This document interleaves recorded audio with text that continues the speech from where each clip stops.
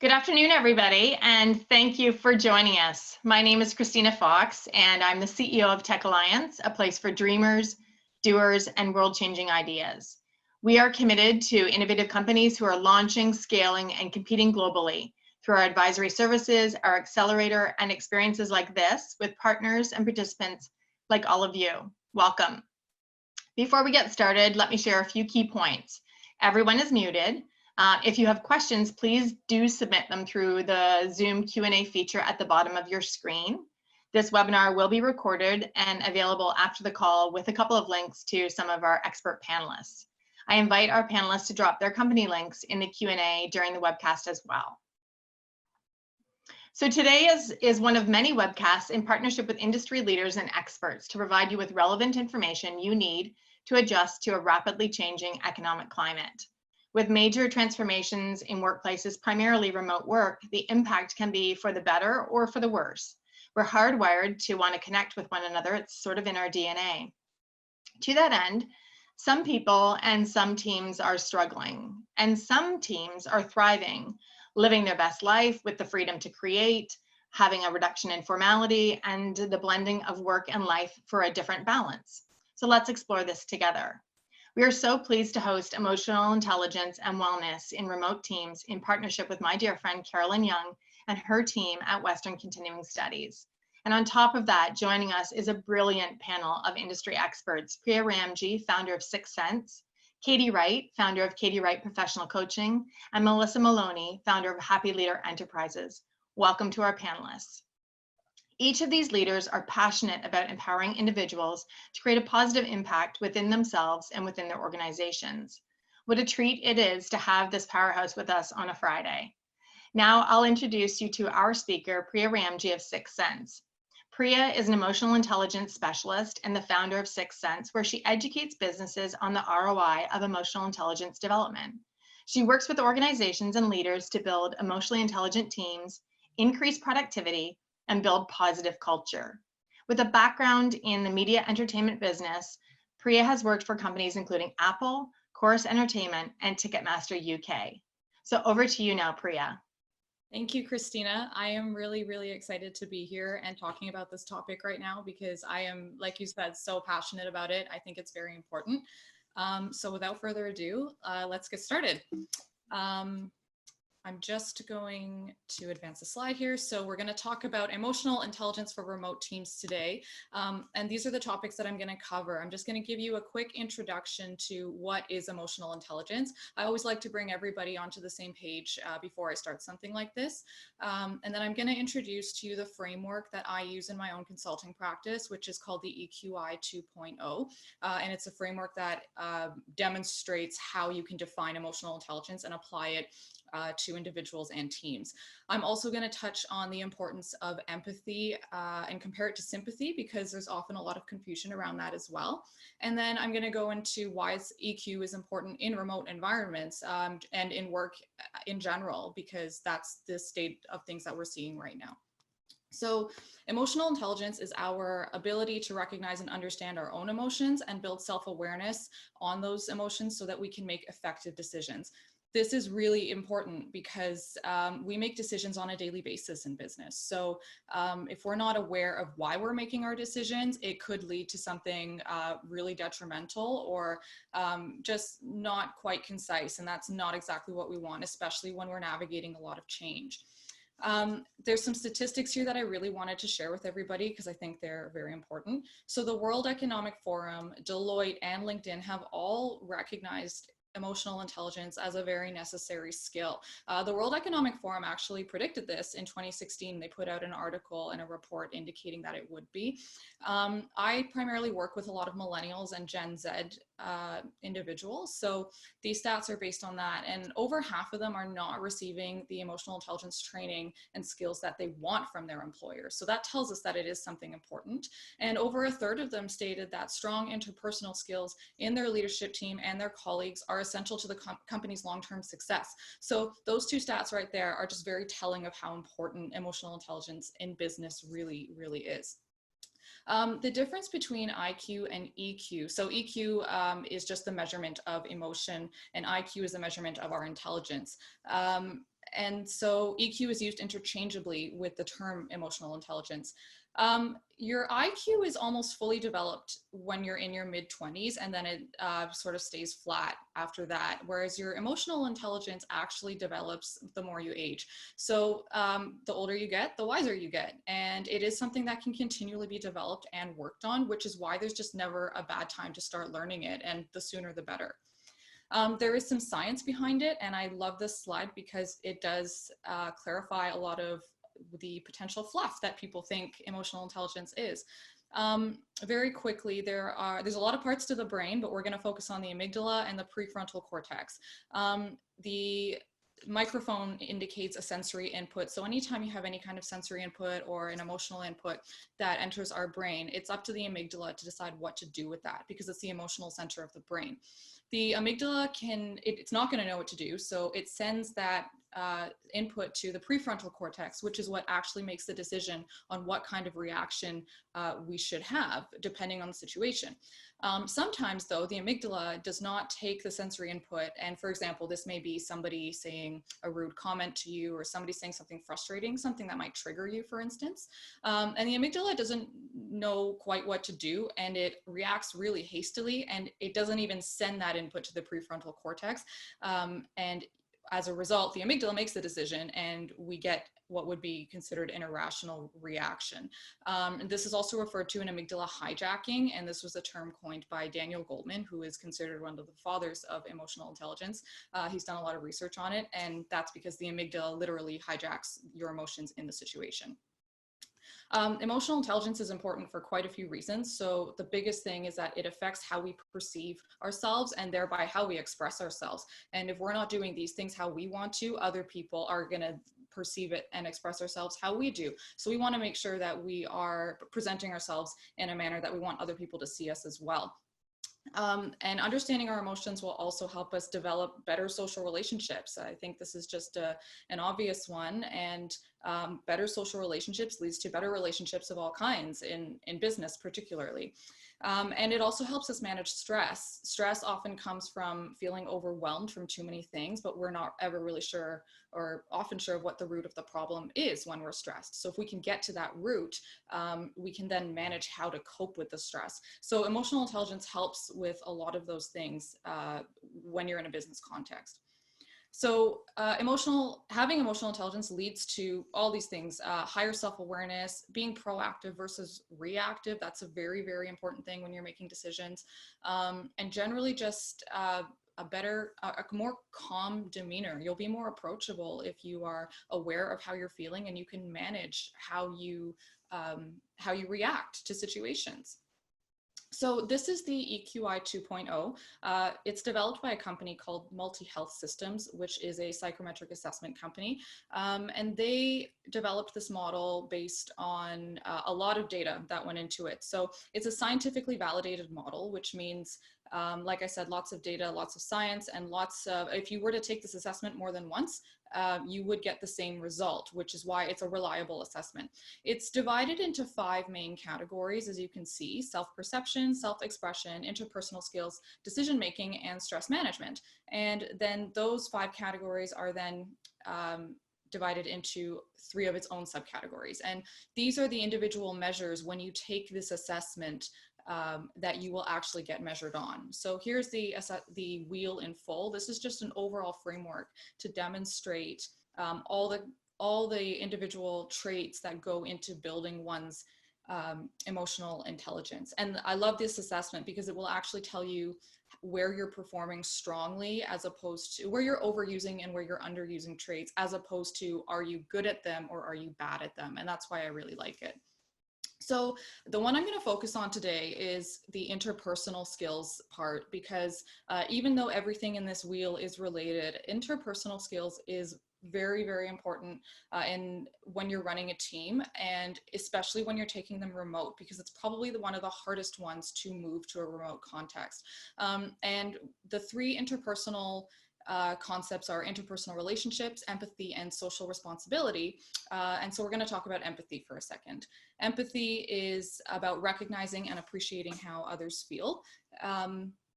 And this often gets confused with sympathy because they sound the same, honestly. And there's a lot of people who are not able to define the difference, and that's okay. So sympathy is when you're feeling for somebody and you're able to understand through acknowledgement of their feelings. So let's say somebody is experiencing a painful situation. You may use the statement with them, "I'm sorry you're in pain." Whereas an empathic statement is when you can feel with somebody and you're understanding them through a shared experience, or you are literally feeling what they are going through. And so you would use a statement such as, "I feel your pain." And it really is a big difference in how you are perceived to the other person, and can make a very big difference in your interpersonal interactions. So when you take empathy and you apply that to all the things that emotional intelligence gives you, I bring you back to the slide because it really contributes to things like higher self-awareness, and also being proactive versus reactive. If you're empathetic, you can understand where your team is coming from and literally how they are feeling about all the stresses going on in their life, and maybe even help them to calm themselves in a better way. So again, I'm going to translate those three concepts into the workplace. Now, this slide is just about generally if you are at the office, so not in a remote environment.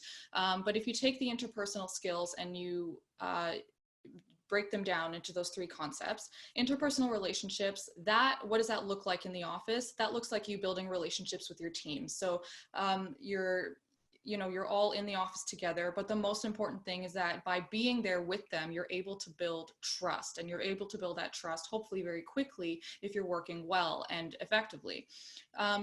Building empathy in the office comes from things like body language and other nonverbal cues that you're able to pick up on when you are with your team in the office. Maybe you're at in the boardroom, or you're in a one-on-one meeting, but you're able to pick up on other things that are going around, and that really contributes to how you are able to empathize with your colleagues in the projects that you're working on.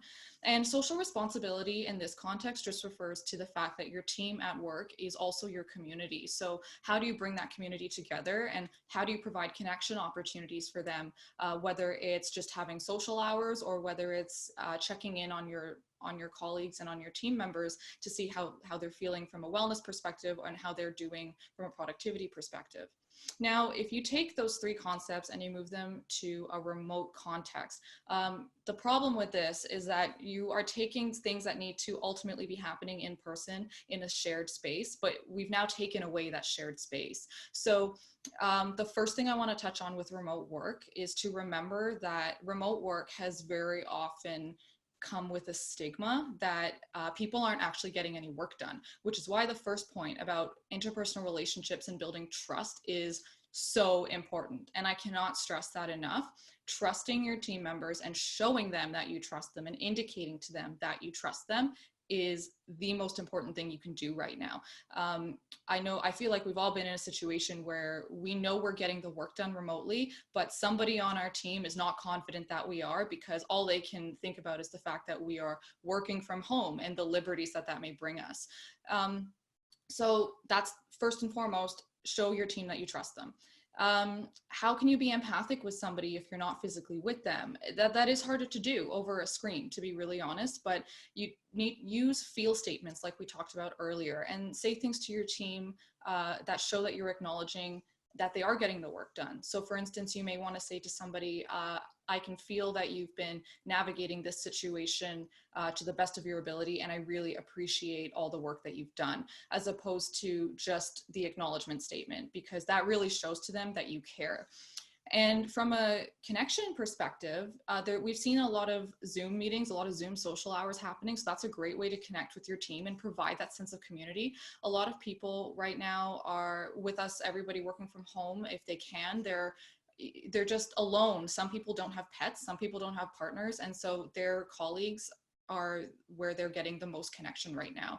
So provide opportunities for them to connect with their colleagues. And, that may not be something that they choose to do, but at least they'll have the option. And the other thing is, if you're a manager and you've got a team to check in on, maybe you had a weekly status meeting that you used to have in your office. Well, take that online, and maybe if everybody's comfortable, make a point of using the video, that connection is really, really important, and it will show that you really care. So when you take those three concepts and you put them all together, it is possible to do in a remote setting, but it just takes that extra little bit of work and that extra bit of consciousness to really put that into play. And it's definitely possible.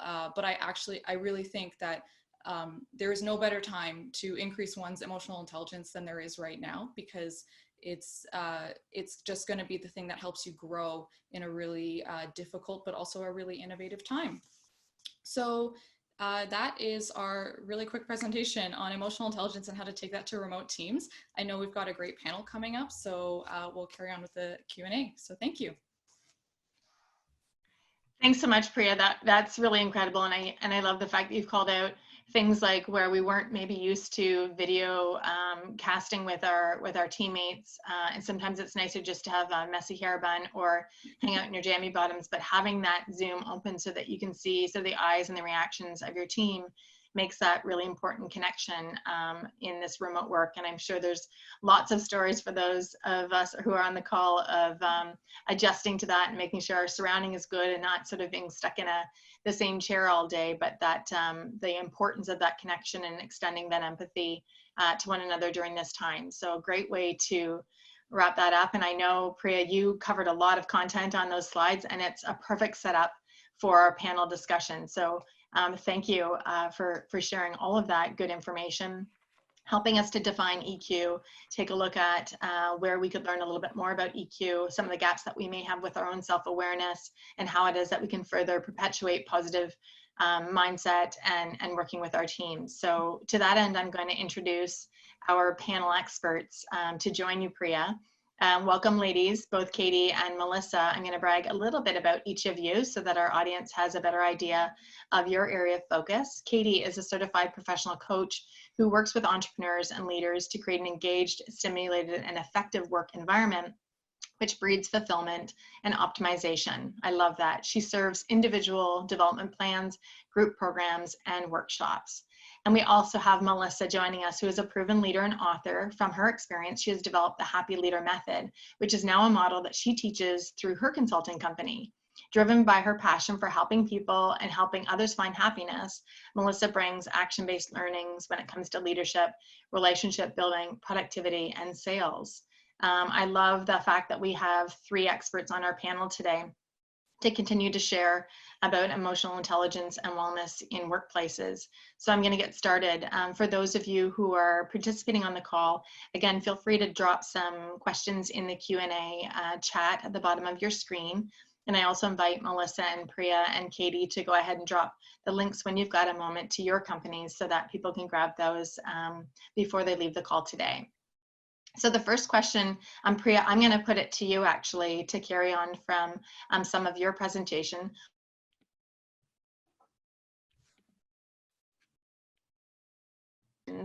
That we might notice a strength or a gap in emotional intelligence, particularly now with remote environments.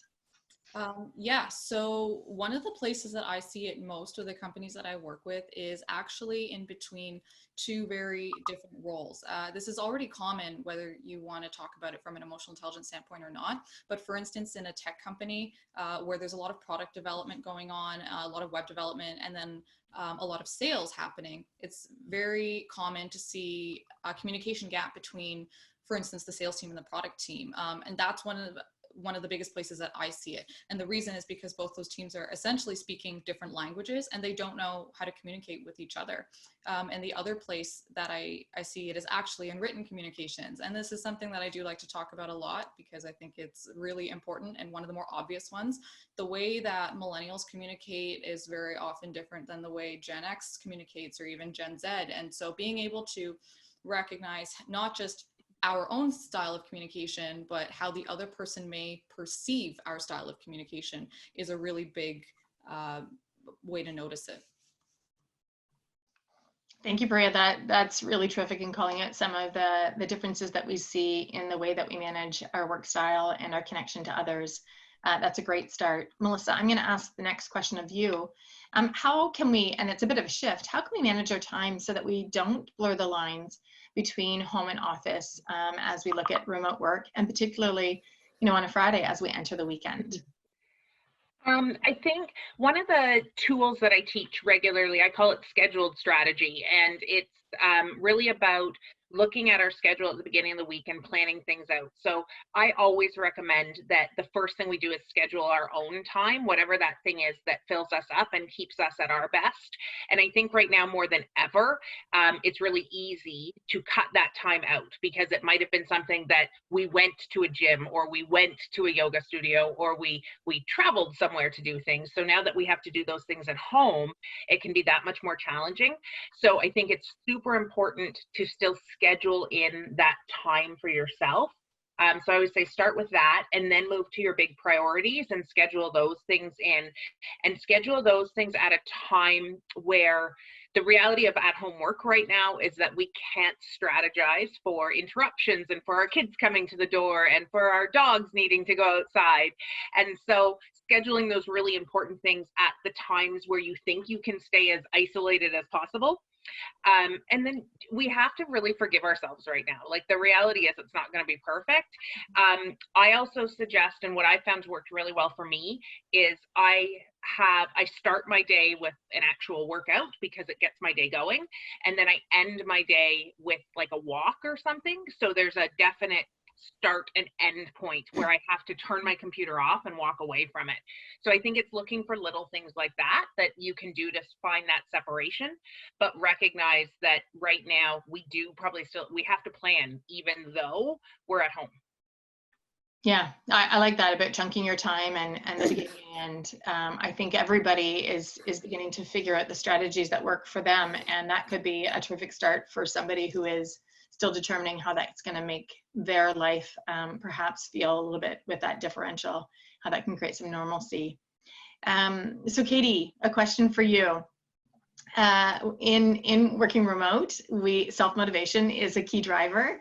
And if we follow Melissa's advice, we get up and have a bit of exercise in the morning and end our day with a walk. How else can we motivate teams?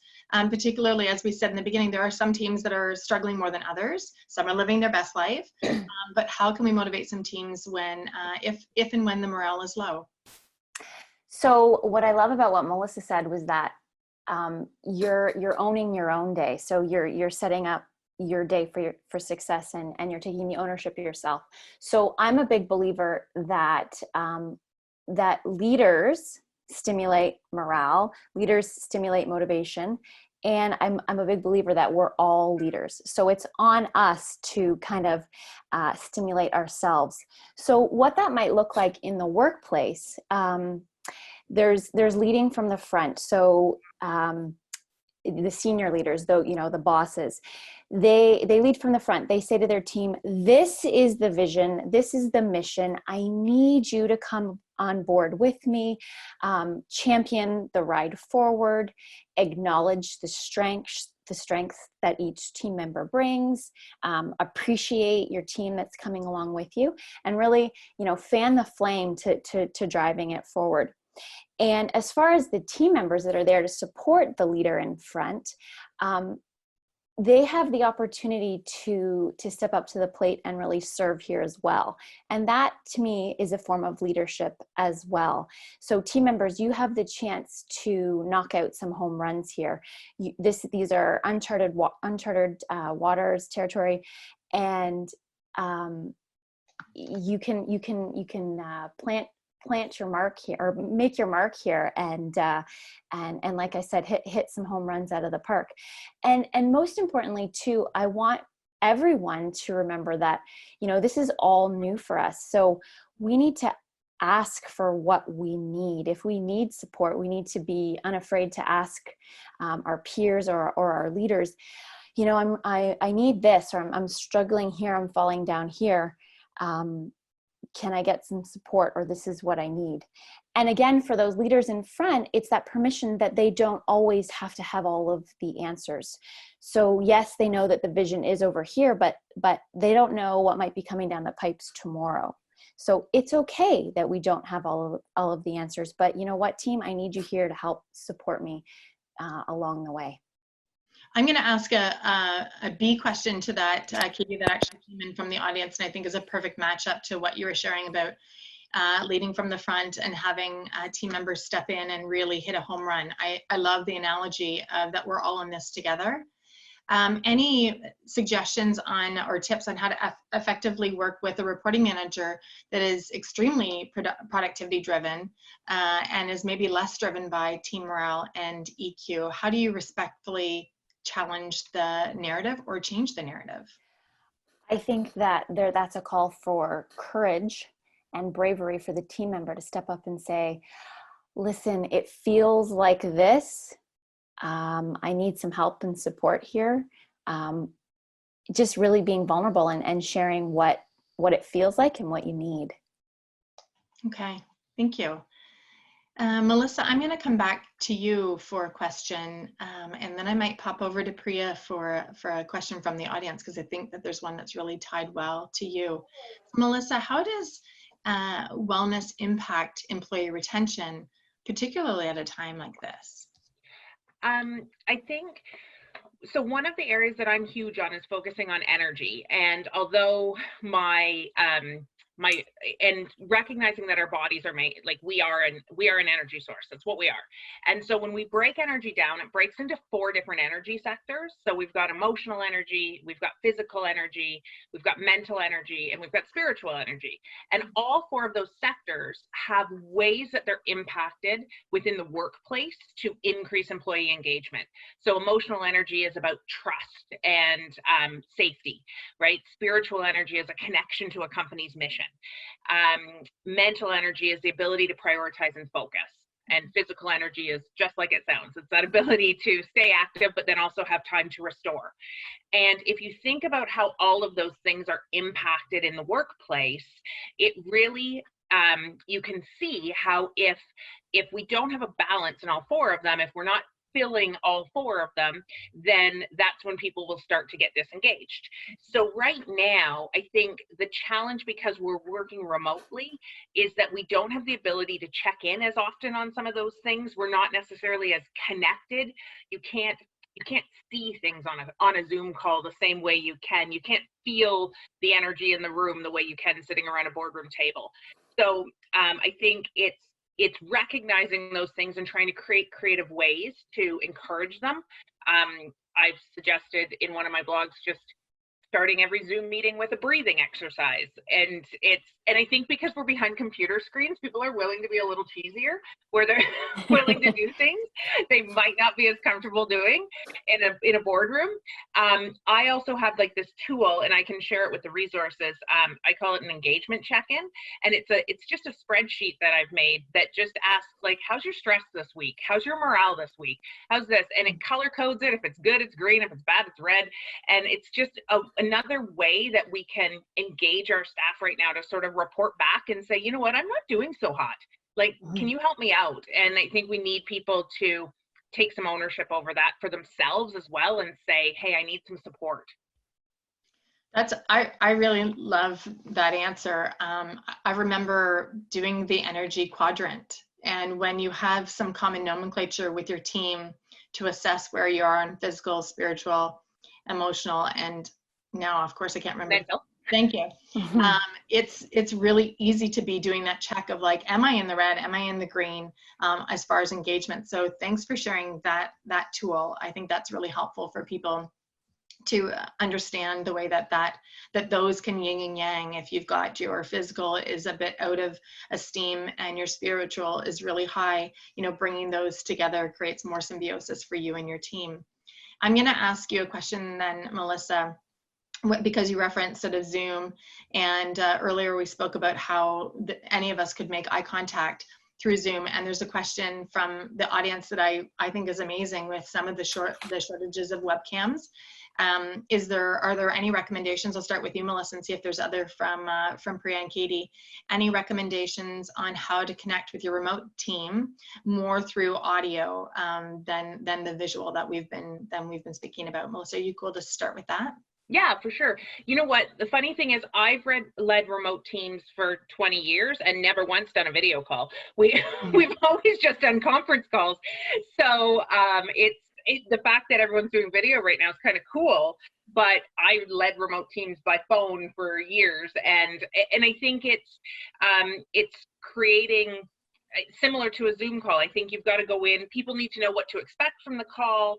I'm big on planning the call so that you call on people and encourage their engagement in the call so that you can kind of get a feel for people. If you're only on the phone, you still get used to people's tone and you can kind of tell if their answers are a little bit off. And I think if you're truly listening and going into a call, trying to hear how people are and then truly taking the time to pay attention to how they're responding and what their answers are, it can be in some ways almost more effective than a Zoom call, because I find even with a Zoom, you can't see everybody. And when you're talking, if you're talking to the camera, you're not even looking at people. So I actually think there's some power in a call, and it can work as effectively, if not more effectively.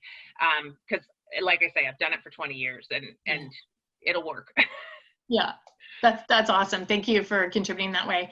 And Priya, I'm again going sort of off script from our questions, because there's also another great question from the audience related to your presentation of building trust and working to build trust within teams to heighten EQ and EQ awareness. One of the questions was, what are some strategies for leaders to build trust with teams, particularly amidst the uncertainty and challenges created through the COVID pandemic? Or is there anything specific that you can offer in trust building? Yeah, I think it's actually really important right now for even leaders at the highest levels to acknowledge that they're not entirely sure what's going on, and that everything is unprecedented. I know we keep hearing that word and it's probably being overused, but the reality is that's how it is. And I think one of the great traits of a good leader is that they admit that they are also moving through the motions. So if your team trusts you enough to know that you can admit that, then I think that's a great way to increase trust. Your team will know, like, you know what, my leader isn't entirely sure. It's okay to feel uncomfortable right now too. Yeah, It'll increase the trust there. Can I add to that too, Christina? for sure. One of the things that I've been talking a lot about right now with communication that matches perfectly with what Priya is saying is we have to recognize right now that anywhere where there's a gap in that communication, people are going to fill the gap. And so if we don't fill the gap, they're going to fill it themselves with whatever stories are inside their head, which are usually, especially right now, negative, and it's going to be anxiety and fear and all of those things. So like Priya's saying, where we're saying, you know what, I don't know what's going to happen tomorrow. I don't know the next steps. Here's what I know right now. The more that we can not let there be gaps in that communication, the more likely they are going to believe what we're saying and trust in us. That's a great addition, Katie. I'm going to bring it over to you. You know, sort of riffing off of that's the idea that there is a lot of unknown, that we need to extend trust to one another to make decisions with the information that we have right now and in the current climate. So there are some organizations and some individuals that are certainly feeling the emotions that are running a little bit higher, closer to the surface. So reactions might be a bit more impulsive. How do you suggest teammates and leaders, peers, either within your teams or even with customers, clients, etc., how do you manage this heightened state of sort of emotion in building trust and in extending to others? So first things first, I think piggybacking off of some of the other panelists as well, I think we have to, in order for us to show up strong to our team, we have to take care of ourselves. It's like the oxygen mask on for ourselves. So, and we have to accept where we're at right now. And we have to accept all of our feelings. But taking the time to really check in with ourselves, like, what do I need right now? Like, what really do I need that's going to help me to show up strong for myself, show up strong for my team, show up strong for my family, and taking that time to be intentional for yourself. Looking at the goods, like looking at all of the wins that are happening. They might not be as glorious as they were in February, but looking at actually, yes, the blessings that are happening around us, the small stuff, the big stuff, they're really there. And I think you asked something else about how this connects to building trust. I was really just trying to connect it back to the conversation where we were leaning in a little bit on extending trust and knowing that all of us are sort of making the best that we can out of what we've got, and that is really to just trust that everybody is doing the best that they can in building that trust, within the team as we are facing uncertain times. And I think just being truly authentic and transparent as leaders and as team members. So taking that responsibility, just being raw, being authentic. And I believe that's a natural connector to trust and building relationships. Yeah, I would probably even suggest that for those of you who are on the call, even to extend further some of the strategies that are working so far in your organization, maybe pop up a couple of those suggestions in the Q&A just to have a sharing experience with everybody. If you've got something that's working really well in your organization related to some of the questions that we've asked of our panelists and you want to share, feel free to do that. It's a great way to engage with everybody. And I was thinking too with Melissa, as we look at what we've just discussed with both Priya and Katie and teams and some of this heightened sense, employee retention, it matters. It matters that people feel like they're contributing to the highest mandate of their organization and having a way to lean in and support others. Do you have anything else to add to that on the wellness impact on employee retention during this time? I think we just need to recognize that people are challenged right now, and I think that's the reality. I've been referencing this book. It's called the 15 Commitments of an Unconscious Conscious Leadership. Yeah. That was it. Went the wrong way there. Mm-hmm. And they talk about being above the line or below the line. And when you're above the line, you're open and you're curious and you're trying to learn. And when you're below the line, you're closed, you're defensive, and you're trying to be right. And I think right now we have to recognize that we've got a lot of people that are not operating at their best because they're stressed. And when you're stressed out, you don't operate at your best. And so the more that we can, and so that ties into mental wellness, it ties into physical wellness, all of it, stress wells up in the body in that way. So I think the more that we can encourage people to be operating from above the line and really as leaders step into the fact that it's up to us to be open and curious and trying to understand right now, the better that that's going to play off for employee engagement. People are going to remember how we made them feel during this time. And so if we can make people feel supported and good and make people feel confident in the fact that we've got their backs, they're going to stand by us down the road. So the more we can do that, the better they're going to stick with us. Yeah. That's terrific. I'm actually going to take it then over, Katie, to you to talk about benefits of providing learning and development and coaching opportunities even right now. And then Priya, we're going to maybe move over to you and talk about EQ and mental health. So maybe that can be a solid segue. So Katie, over to you about learning and development. Yeah, so as I shared with you prior to going live here, yes, some people have gone radio silent, and people are getting their ducks in a row, trying to figure out, trying to adjust, what is my business going to look like moving forward, or what is life going to look like moving forward during these times. But I've also had people say, never before have I felt so empowered by coaching, or felt like this is an essential service. And it's, yes, we're going to survive without coaching, but it certainly can help enhance the experience, or help, alleviate and gain some clarity on how to move forward. So much is changing. It's evolving all the time. And if I can really take the time to get grounded, realize what's important, what do I need? What does my business need? What does the team need? And by having an outside set of ears, so a facilitator, a trainer, a coach, plugs, here we go.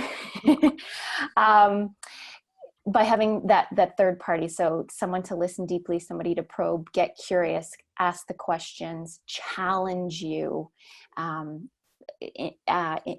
empower you, then all the better as you move yourself forward. And you know, stepping out of your comfort zone. I mean, we're all out of our comfort zone right now. We didn't ask for this. Really, I fully believe when we step out of our comfort zone and we're challenged, that there's the greatest reward on the other side. Yeah, that's terrific. And what I love about the timing of today is that there is a sense that there is opportunity for people to be challenged and to step outside their comfort zone, and to seek support through the essential services of coaching and training that each of your 3 companies provide, and certainly our partner with continuing studies and some of the courses that they provide, particularly as it relates to emotional intelligence. I like that we have gathered the 3 of you for this topic today, because it feels like it's the right time. With a few weeks under our belt, 3 or 4 weeks under our belt with remote work, people are starting to look at, you know, how do I continue to fill my cup? How do I continue to thrive in this space, while acknowledging that mental health is beginning to feel perhaps different for some people. And I hope that we're able to cover this topic in its, you know, with an honor to mental health. So I'm going to shift to you, Priya, and ask you to talk about how EQ impacts one's mental health, and through that, are we able to increase our emotional intelligence in support of our mental health? Yeah, that's a great question, and the answer to me is yes. So mental health and emotional intelligence are entirely connected. And the reason is because the fundamentals of both lie in self-awareness. Our mental state is always, it's dependent on how we feel about ourselves, but do we recognize how we're feeling? And everything that happens after that, like whether it's anxiety or maybe even depression, or just all those anxieties that we experience, are very often because things have spun out of control in our own mind, and we have not been able to mindfully root them in our own mind. So whether you want to talk about mental health or mindfulness, or keeping calm in general, or emotional intelligence, it's all tied together, because the one question that we can ask ourselves, moving on to your other question, which is, can you increase emotional intelligence, which is also tied to improving your mental health, is how am I feeling right now, and why do I feel that way? Anybody who's heard me talk will know that I love telling people to ask themselves, why do you feel like this? Why is the most important question, because it gets to the root of everything. And if you keep asking yourself why at different layers, you're gonna figure out what's going on. It does take time. It's to build that habit. It's not something that comes overnight. And you have to get used to recognizing a situation where you can ask yourself that, and then B, actually asking yourself that and being okay with the answer. So any scenario that may happen, whether it's just a conversation with somebody, or whether it's an emotionally triggering situation, are you able to stop in your tracks at that moment and say, what is going on here? What's the bigger picture? How do I feel about this? And why did that trigger me?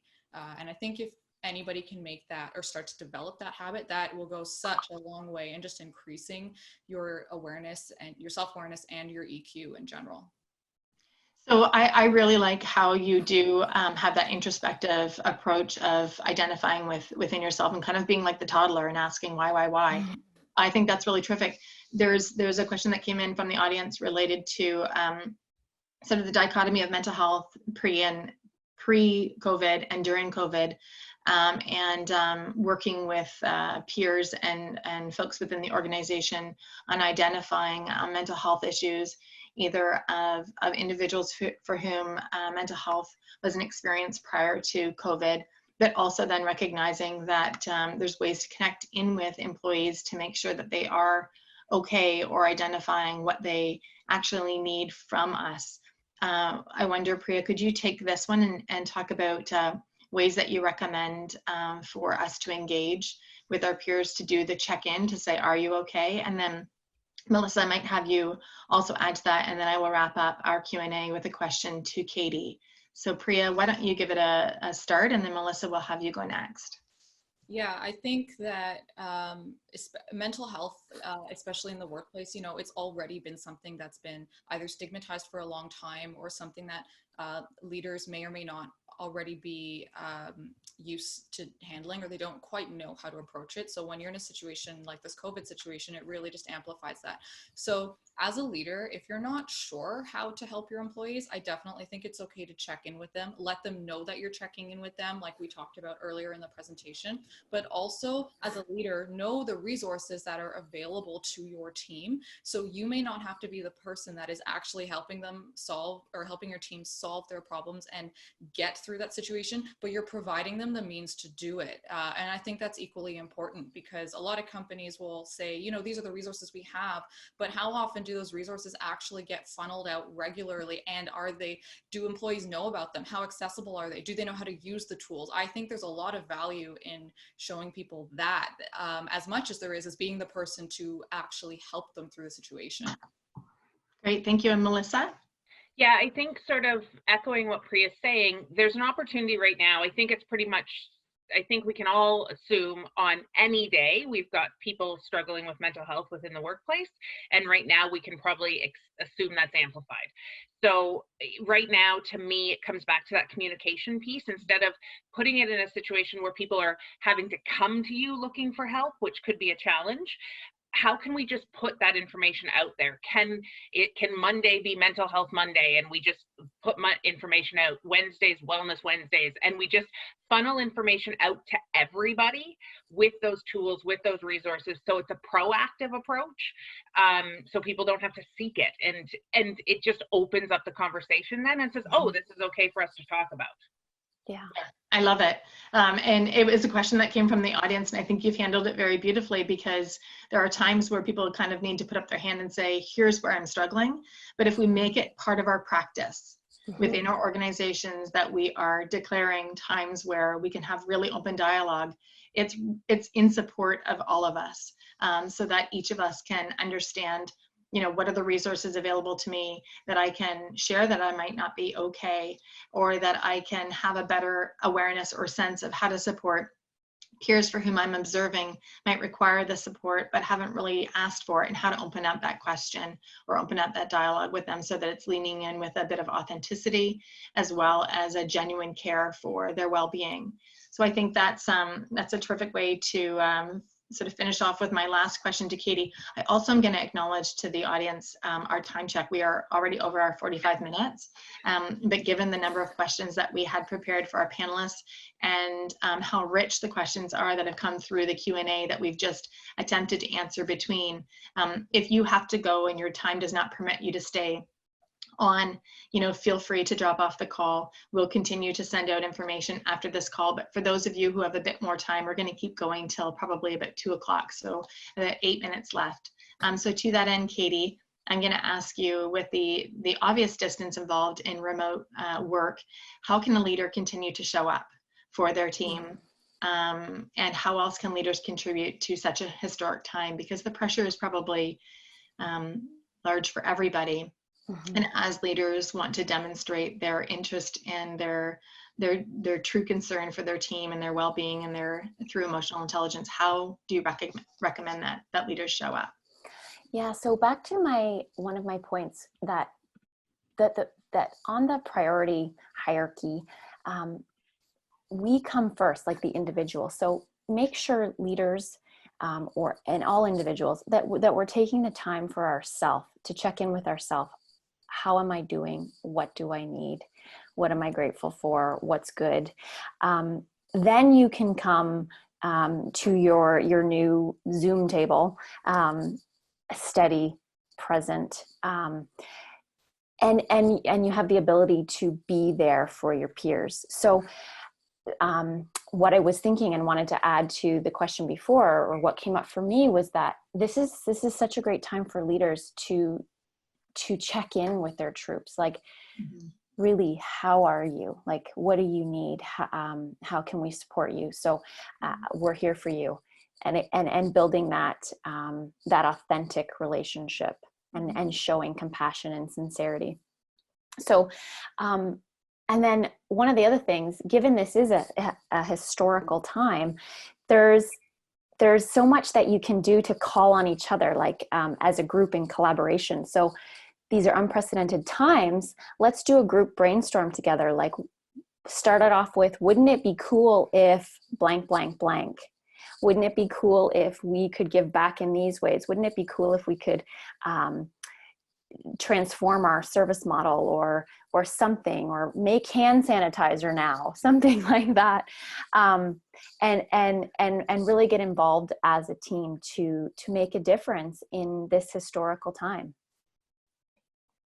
That's terrific. I like that, the idea of, imagining together a world-changing idea and how you pivot your model in order to serve the needs of the community and the country at times like these, in addition to your team. So when you do a check-in on the troops and you bring them together and say, what if this idea that we could ideate and discover different ways of doing the work that we do could really attach people to the purpose of the organization, and in Melissa's words, really engaging in that sort of the spirit energy. Mm-hmm. There were 2 great comments that came in on the Q&A just to share with the rest of the group, and one was to, when we declare so the beginning and end of our day, as a leader, share with people, I am on, and then share with them that you are off. And so that it's really encouraging and providing permission to people to be like, okay, it means that we don't have to blend this into the evening, and letting people know that this is when I'm on and this is when I'm off. And then we have sort of that, the design of when we are most available to our team, and some of that boundary setting because of the blend that's been happening. Another great comment was the value of journaling, and the value of journaling during this time in certainly expressing and curating or nurturing your own EQ. So maybe I'll just ask one more question then back to you, Priya, on the value of journaling in support of EQ development. Do you have anything to add to that? Yeah, I'm a really big fan of journaling, so I'm really happy this question came in. It's actually something I use personally to help develop my own EQ, and I recommend it to a lot of people, because what happens is when you're writing, even if you just take a pen to the paper and you don't know what's gonna come out, but you just start writing, something's gonna come out. Some kind of insights are gonna fall out of there. So something that I like to do, it's called morning pages. I believe that's the right term for it. But the first thing you do in the morning, just take 5 minutes. Write down just whatever is in your head at the time. It can be anything. It doesn't have to be related to anything specific. And you're kind of just, what that does is it sort of clears the junk out of your head for the morning so that you can proceed with your day in a much, just in a clearer way.